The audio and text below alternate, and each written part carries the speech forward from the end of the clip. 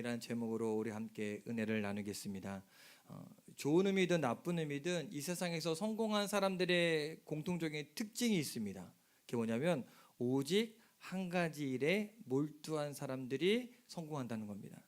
직업을 이것저것 바꾸는 사람이나 여러 가지 일을 하는 재주가 많은 사람보다 오히려 한 가지 일을 잘하는 사람들이 성공하는 경우가 더 많습니다. 그래서 옛 어른들이 이야기할 때 우물을 파더라도 한 우물을 파라 라고 이야기합니다. 왜 그래요? 조금 파다가 안 나오면 또 옮기고, 파다가 안 나오면 또 옮기고, 파다가 안 나오면 또 옮기고. 그러면 물을 얻습니까? 못 얻어요. 어떻게 해야 돼요? 꾸준히 팔아야 됩니다. 여러분 콜라 좋아하십니까? 콜라. 저는 참 콜라를 좋아합니다. 콜라 맛있게 생겼죠? 끊어보려고 했는데 잘 안 끊어져요. 저는 펩시콜라보다 코카콜라를 더 좋아합니다. 민서는 펩시콜라를 더 좋아하는데, 이 지구의 3분의 2는 물로 덮여 있고 그 나머지는 코카콜라로 덮여 있다는 말이 있을 정도로 이 코카콜라는 세계적인 음료입니다. 심지어 이 미국의 외교관도 들어가지 못하는 나라에 이 코카콜라는 들어가서 판매를 할 정도로 세계적인 기업이 이 코카콜라 기업입니다. 근데 이 회사의 사장 캔들러가 어떻게 했길래 이렇게 코카콜라가 전 세계적인 기업이 될 수 있느냐? 이 사람은요, 판매에 완전히 목숨을 걸었어요. 그래서 누구를 만나든 무슨 일을 하든 늘 이 콜라 생각만 가득했다고 합니다. 심지어 그가 성공의 비밀을 묻는 인터뷰 기자에게 이런 말을 했습니다. 내 혈관 속에 흐르는 피는 피가 아니라 코카콜라가 흐르고 있습니다 라고 이야기했다는 거예요. 완전히 콜라에 미친 사람이었습니다. 그런데 이 한 사람이 그 콜라에 대한 열정을 불사르니까 전 세계의 사람들이 뭘 좋아하게 만들어요? 이 시커먼 물, 콜라를 좋아하게 만들었습니다. 백해 무익인데, 근데 사람들을 그렇게 좋아하게 만들었다는 거예요. 딱 한 사람의 열정이. 우리 오늘 성경에서 이 한 가지 목적에 자신의 인생을 건 사람을 만날 수 있는데 그 사람이 누굽니까? 바울입니다. 사도 바울은요, 무엇에 자기의 인생을 걸었습니까? 무엇에? 로마서 1장 1절에 보면 자기를 소개할 때 이렇게 소개합니다. 복음에 의해 택정함을 입은 사람이라고 이야기해요. 또 로마서 1장 14절에는요, 헬라인이나 야만인이나 지혜 있는 자나 어리석은 자나 다 내가 빚진 자다, 난 복음에 빚진 자다라고 이야기해요. 또 고린도전서 9장 16절에는요 이렇게 이야기하거든요. 같이 읽어볼까요? 시작. 내가 복음을 전할지라도 자랑할 것이 없음은 내가 부득불 할림이니라. 만일 복음을 전하지 아니하면 내게 화가 있을 것이로다. 그리고 또 오늘 우리가 읽은 말씀 너무나 잘 아는 말씀인데 사도행전 2장 20장 24절에는요 이렇게 이야기해요. 같이 읽어볼까요? 시작. 내가 달려갈 길과 주 예수께 받은 사명 곧 하나님의 은혜의 복음을 증언하는 일을 마치려 하면은 나의 생명조차 조금도 귀한 것으로 여기지 아니하노라. 한마디로 딱 정의하면 복음을 전하는 일이야말로 바울 자신의 인생의 목적이라고 이야기합니다. 그는 자신이 무엇을 위해 부름 받았고 또 무엇을 위해 살아야 할지가 분명합니다. 사람이 목표가 생기고 목적이 생기는 건 굉장히 중요하거든요. 그런데 하나님은요 이런 사도 바울을 정말 약간 좀 편애하듯이 그를 사랑합니다. 사도행전을 읽어보면요, 사도행전의 전반부에 보면 바울의 이야기보다 사실 예수님의 제자들 이야기, 베드로를 비롯해서 12제자들과 또 예루살렘 교회가 하나님의 역사의 중심에 서 있습니다. 그런데 사도행전의 후반부에 넘어오면서 그 주인공이 누구로 바뀌냐면 바울로 바뀌어요. 그리고 사도 바울과 그가 사역했던 안디옥 교회의 중심으로 기록되어 있습니다. 그것만이 아니라 하나님은 사도 바울을 통해서 놀라운 능력과 기적을 나타내셨습니다. 그가 전하는 복음을 들은 사람들, 유대인들과 수많은 이방인들이 다 주님께로 돌아오게 시작했어요. 그가 들어가는 도시들마다 술렁입니다. 그가 예수 이름으로 기도하면 병든 자들이 나음을 얻었고 귀신들이 떠나가는 기적도 일어납니다. 더 놀라운 것은요, 바울과 함께 복음을 전하는 일이라면 생명까지도 내어놓겠다는 일꾼들이 바울 주변에 모여들기 시작합니다. 오직 딱 한 가지 목적, 복음 전도를 위해 생명을 드린 바울을 하나님은 축복했습니다. 그리고 그를 세계 복음화의 중심에 우뚝 세웠습니다. 그렇다면 바울은 어떻게 해서 이 한 가지 목적, 복음 전도에 자신의 삶을 헌신할 수 있었을까? 무엇이 이 사도 바울로 하여금 오직 복음 증거를 위해 살도록 만들었을까? 그러면 그 원리를 알면 우리도 그 삶의 목적을 취하고 바울을 사랑했던 그 하나님의 사랑을 우리가 한 몸에 받을 수 있지 않겠습니까? 우리 중고등부 아이들이, 제가 농담이 아니라 애들이 그 상황에서 정말 우리 송천교회를 사랑하고 우리 중고등부를 사랑하면서 우리 교회를 세워나가겠습니다라고 결단하고 손을 들었다는 거는 그는 보통 결심이 아니거든요. 한번 물어볼까요? 얘네 너네 그냥 든 거니 정말 변화시킬 마음으로 든 거니? 네, 정말이에요. 그러면 어떻게 하면 변화시킬 수 있을까? 어떻게 하면 복음 증거를 위해 살 수 있을까? 우리 사도 바울의 삶을 보면 첫 번째로 그가 예수님을 개인적으로 인격적으로 만났기 때문에 그래요. 그는 예수님을 충격적으로 만났습니다. 그림을 하나 준비했는데 사도 바울은요, 사도행전 9장에 보면 예수 믿는 사람들을 잡아 죽이려고요, 대제사장의 공문을 받고 이 다메섹으로 가고 있었습니다. 그러다가 태양보다 더 밝은 빛이 그를 둘러 비쳤어요. 그 밝은 빛에 그는 두 눈을 멀었습니다. 그리고 놀라서 말에서 떨어졌어요. 근데 더 충격적인 건 뭐냐면 그 밝은 빛보다 들리는 음성입니다. 사울아, 사울아, 어찌하여 내가 나를 박해하느냐?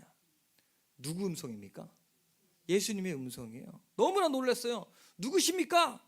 그랬더니 나는 네가 박해하는 예수다. 바울은요, 그 한마디에 삶이 송두리째 흔들렸어요. 왜? 지금 뭐하고 있는데 바울은? 예수님은 정말 이단의 괴수라고 생각했거든요.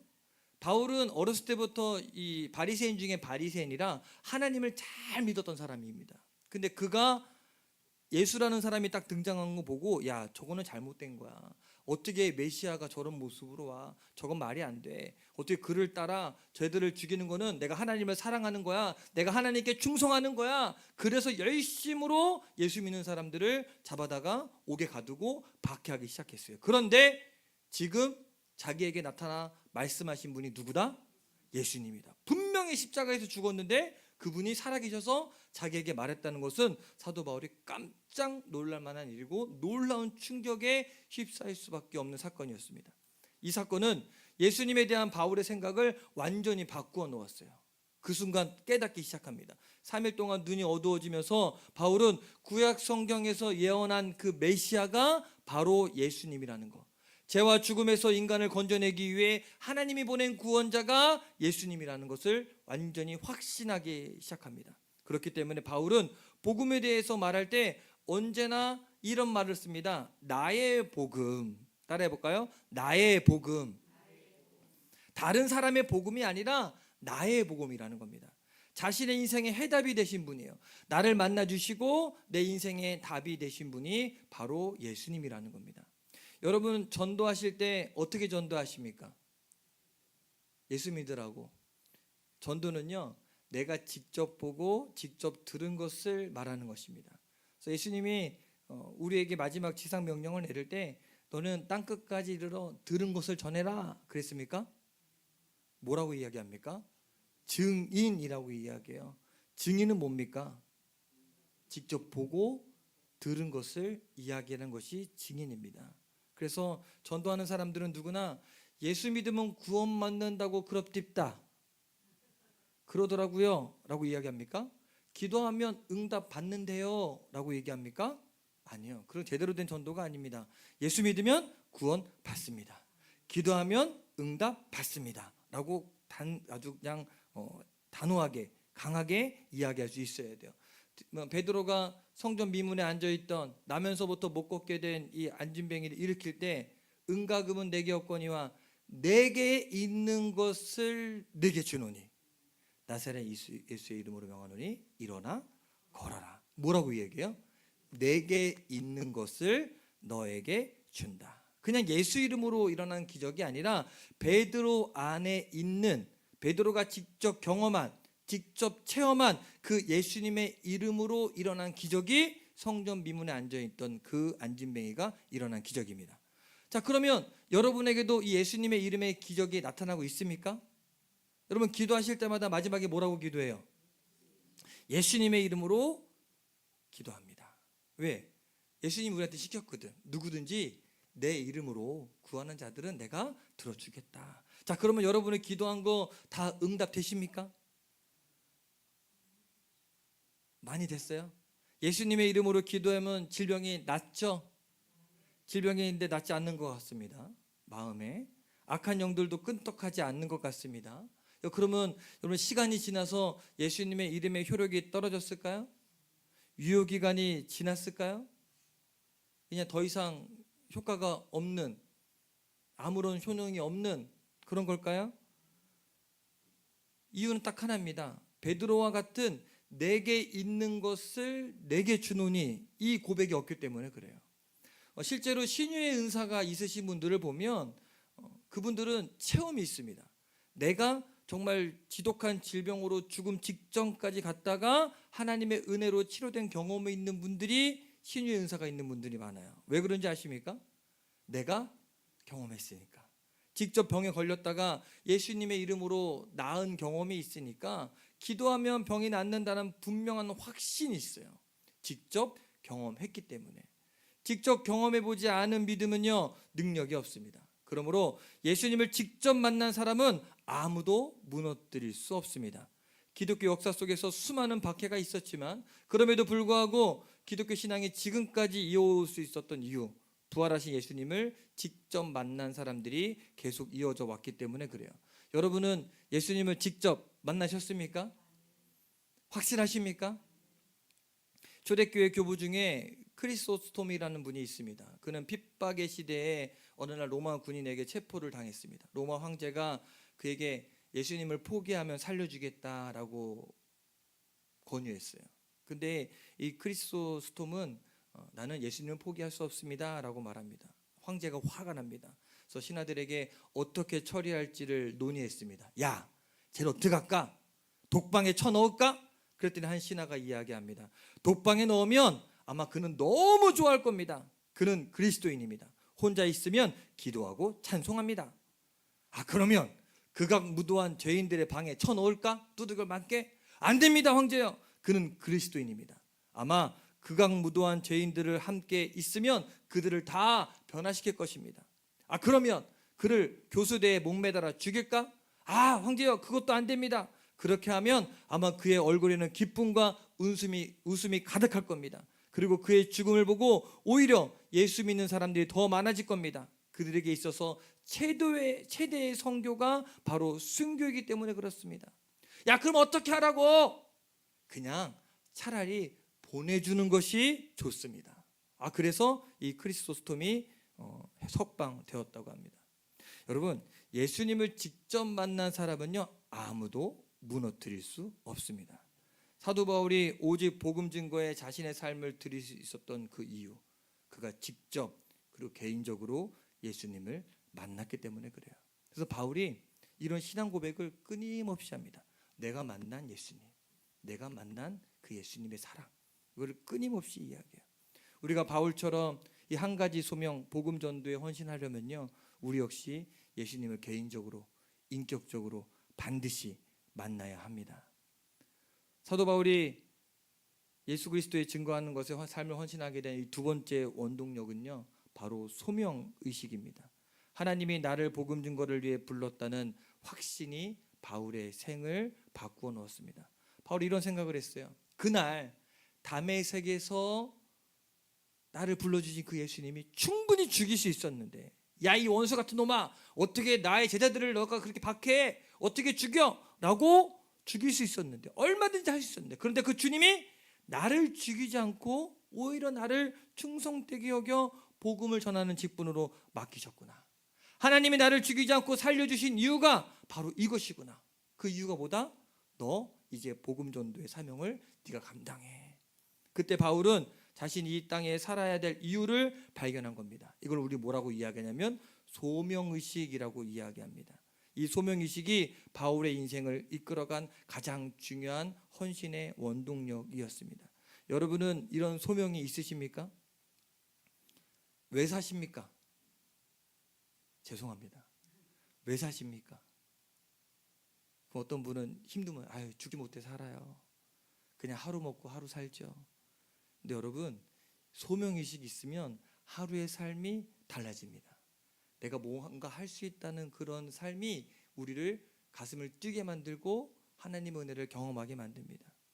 특히 오늘 우리가 읽은 이 본문은요, 바울이 이 3차 전도 여행을 마치고 오순절까지 예루살렘으로 올라가기 위해 그 여행길을 좀 서두르고 있는 그런 중이었습니다. 에베소에서 거의 3년 정도의 사역을 한 다음에 바울이 마게도냐와 헬라 지역을 순방하고 있었어요. 근데 어느 날부터 성령님께서 강력하게 바울의 마음 가운데 너 이제 예루살렘으로 올라가야 돼라는 마음을 계속해서 주셨어요. 그러자 바울의 마음이 급해졌어요. 왜? 계속 그런 마음을 주시니까 해야 될 것 같았어. 그래서 그가 아시아에서 지체하지 않고 오순절에 맞춰서 급하게 예루살렘으로 올라가려고 했습니다. 오늘 말씀에 보면 그는 일부러 에베소를 다시 방문하지 않고 대신에 항구 도시인 밀레도에서 에베소에 있는 장로들을 부릅니다. 그리고 그들에게 이야기를 합니다. 오순절 전까지 예루살렘으로 올라가야 하니까 자기가 좀 급하니까 이런 상황들을 에베소 교회에 좀 부탁을 하고 기도 부탁을 해요. 이때 바울이 사용한 단어가 있는데 22절에 이런 표현을 합니다. 함께 읽어볼까요? 시작. 보라, 이제 나는 성령에 매여 예루살렘으로 가는데 거기서 무슨 일을 당할는지 알지 못하노라. 자, 이거는 사도 바울의 심정을 한마디로 설명하는 단어입니다. 성령에 매여. 따라해볼까요? 성령에 매여. 그래서 이 성령에 매인다는 단어를 찾아봤더니 데데메노스라는 단어를 씁니다. 따라해볼까요? 데데메노스. 이것은요, 그냥 단순한 그 매인다는 그냥 게 아니라 사슬로 매고 끈으로 묶는다는 의미가 있어요. 꽁꽁꽁 묶는 거예요. 밧줄로 꽁꽁 묶는다는 거예요. 성령께서 바울을 붙잡고 기어이 예루살렘으로 올라가도록 했다는 겁니다. 여러분은 혹시 무언가에 이 밧줄로 꽁꽁 붙잡힌 것처럼 붙잡힌 적 있습니까?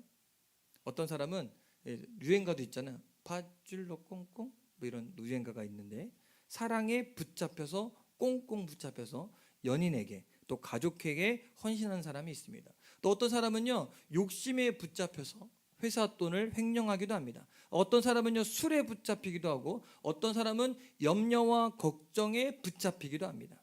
우울한 생각에 붙잡혀서 결국 우울증에 걸리는 사람들도 있습니다. 그런데 지금 사도 바울은 어디에 붙잡혔습니까? 성령에 붙잡혀서 예루살렘으로 올라가고 있습니다. 어느 목사님이 이 사모님에 대한 이야기를 소개한 적이 있는데 어느 토요일 저녁에 저희 얘기는 아니에요.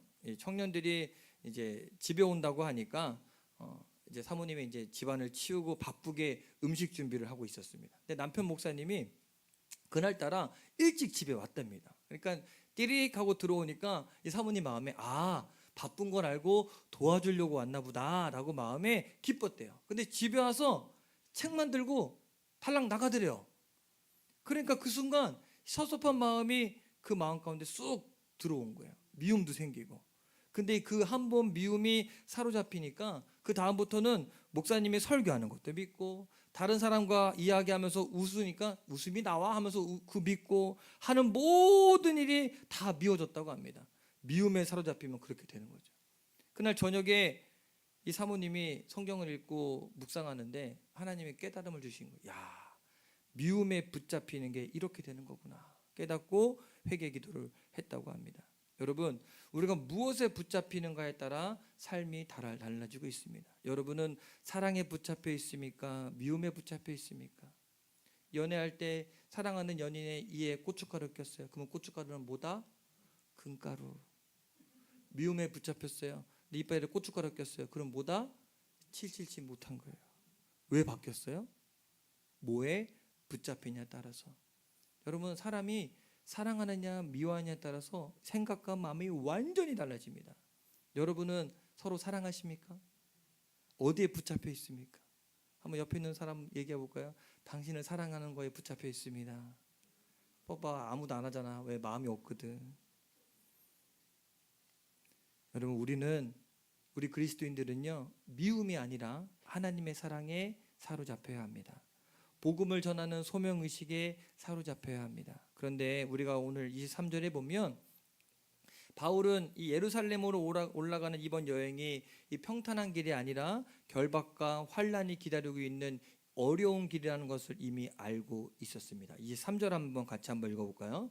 시작. 오직 성령이 각 성에서 내게 증언하여 결박과 환란이 나를 기다린다 하시나. 여기 보면 성령님은요 바울에게 예루살렘으로 가면 결박과 환란이 기다리고 있을 것이다 라고 알려줍니다. 그런데 이상하지 않습니까? 22절에 보면 성령님이 바울을 사로잡아서 데데메노스에서 밧줄로 꽁꽁 묶어서 예루살렘으로 올라가게 하셨는데, 그것도 또 이렇게 23절에 똑같은 성령님이 이번에는 야, 너 예루살렘에 가면 결박과 환란이 기다리고 있을 거다. 성령님이 두 가지를 동시에 알려주고 있어요. 예루살렘으로 가라. 결박과 환란이 기다린다. 자, 그러면 이 결박과 환란에 대한 것 바울 자신만이 아니라 주위 모든 사람들이 동일하게 여겼어요. 그래서 21장에 보면요, 바울이 가이사랴에 이르렀을 때 아가보라고 하는 선지자가 바울에게 이야기합니다. 허리띠를 가지고 자신의 수족을 먹고 이 띠의 임자가 예루살렘에 올라가면 이런 일을 그대로 당할 거다. 내가 봤다 하면서 밧줄을 콕콕콕 묶은 거예요. 가란 얘기야 말란 얘기예요. 그러니까 바울을 아끼는 모든 사도들이 다 말려요. 절대 가지 마세요. 예루살렘에 가면 안 돼요. 이때 바울은 결단해야 됩니다. 그럼 바울은 갈 수도 있고 가지 않을 수도 있어요. 자, 여러분은 어떻게 해야 됩니까? 가야 돼요? 말아야 돼요? 갈래요? 안 갈래요? 고난의 길이요? 고통의 길이에요? 가야 돼요? 안 가야 돼요? 갈 사람은 손 한번 들어볼까요 우리? 난 생각해 볼래요. 좀 하나님이 좀 더 강하게 응답해 줄 때까지 내 건강 좀 회복되면 갈게요. 24절에 바울이 이런 결단합니다. 이게 얼마나 멋있는 말인지 몰라요. 한번 같이 읽어볼까요? 시작. 내가 달려갈 길과 주 예수께 받은 사명 곧 하나님의 은혜의 복음을 증언하는 일을 마치려 하면은 나의 생명조차 조금도 귀한 것으로 여기지 아니하노라. 바울은요 자기 생명보다 귀한 것이 있다고 말합니다. 그게 뭐라고요?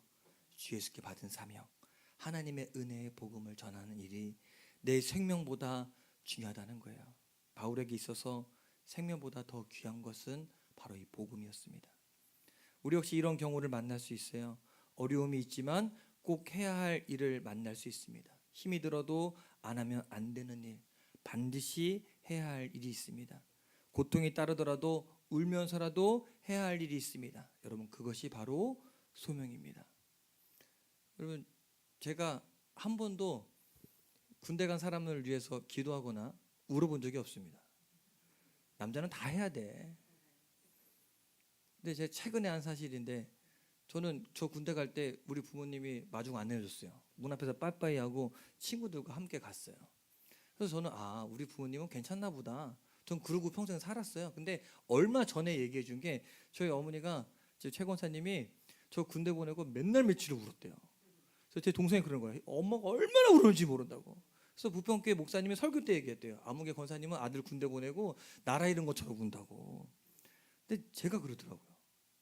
제가 근데 걔가 지금 저희 사촌 누님이 그래요. 야, 하람이가 깜빵 갔냐? 왜 그렇게 슬퍼하냐 그래요. 근데 왜 가서 그렇게 힘든 훈련을 받습니까? 이 겨울에? 왜? 그 소명이에요, 소명. 그걸 맞춰야 이제 정식 육사 생도가 되고 군인이 됩니다. 이걸 만약에 중간에 포기하면, 개그맨 서경석 씨가 육사 수석을 했었습니다. 근데 그 사람은 안 들어갔어요. 그러면 육사를 나와서 군인이 된 겁니까? 아무것도 안 한 겁니까? 아무것도 안 한 거예요. 이 훈련을 통과해야 이제 소명을 받고 가는 겁니다. 하기 싫어도, 어려움이 있는 걸 알면서도 해야 할 일이 각자 삶 가운데 있습니다. 지금 바울의 가슴 속에는요, 소명 의식으로 가득 차 있습니다. 성령님이 그의 마음을 붙잡고 데데메노스 했기 때문에 그는 그 소명을 붙잡고 갈 수밖에 없는 거예요. 예루살렘에 올라가면 결박당하고 환난당할 거 알고 있습니다. 왕들과 총독들 앞에 서 있는 것도 알고 있습니다. 그러면 어쩌면 로마까지도 가야 할 수도 있고 거기서 순교할 수도 있습니다. 그렇다고 바울은 못 갈 것이 없다고 생각을 한 겁니다. 죽어도 가서 왕들 앞에 서서 복음을 전해야 할 거다는 소명이 그 안에 있기 때문에 여러분 누구에게나 생명은 소중합니다. 가정, 직장 다 소중합니다. 그러나 그런 것들보다 더 귀한 것은 바로 하나님이 주신 소명입니다.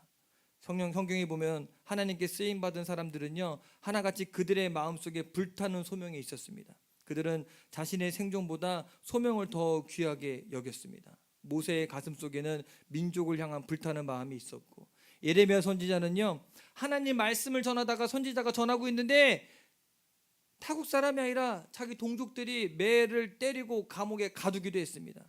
너무나 힘드니까 예레미야가 나 이제 그만할래요, 안 할래요, 말씀 선포하지 않겠습니다 라고 했지만 마음이 불타니까 그렇게 얘기하고 나와서 또 말씀을 전했고 매를 맞고 감옥에 갇힌 겁니다.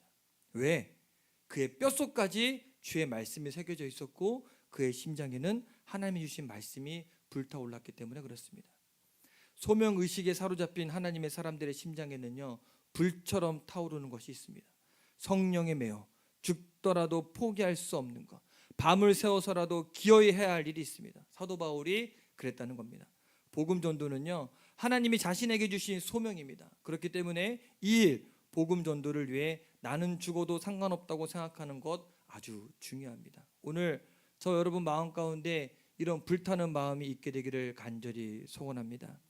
여러분 우리 2026년 2월을 살고 있는데 저 여러분 가운데 하나님이 부르신 소명이 있으십니까? 연세 드신 분들은 이런 말을 많이 해요. 내가 왜 아직도 살아있냐? 왜 이렇게 하루하루 힘들게 삽니까?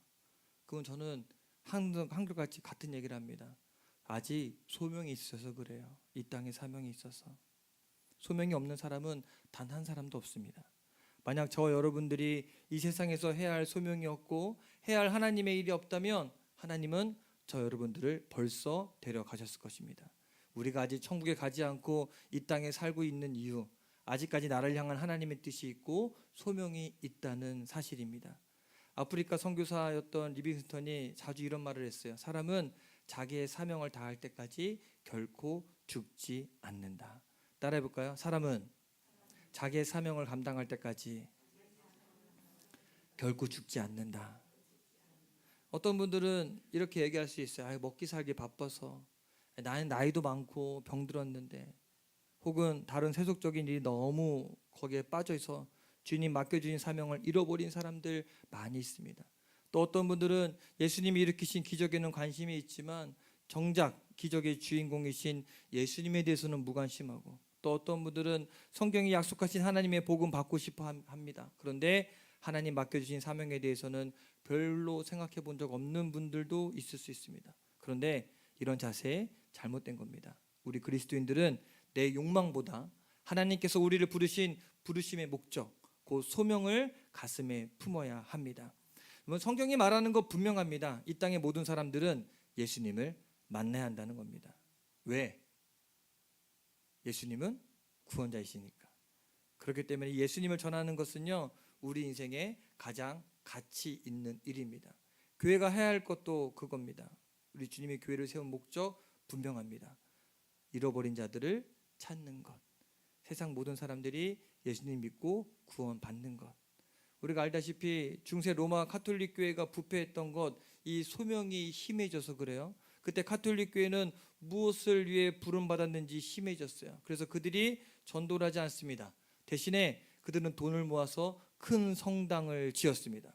성경도 금으로 도금했고 교회 기구들을 금으로 장식하기 시작합니다. 수많은 예술품으로 교회를 치장하기도 합니다. 교회는 돈이 생겼습니다. 교황, 황제 위에 교회에 교황이 있었어요.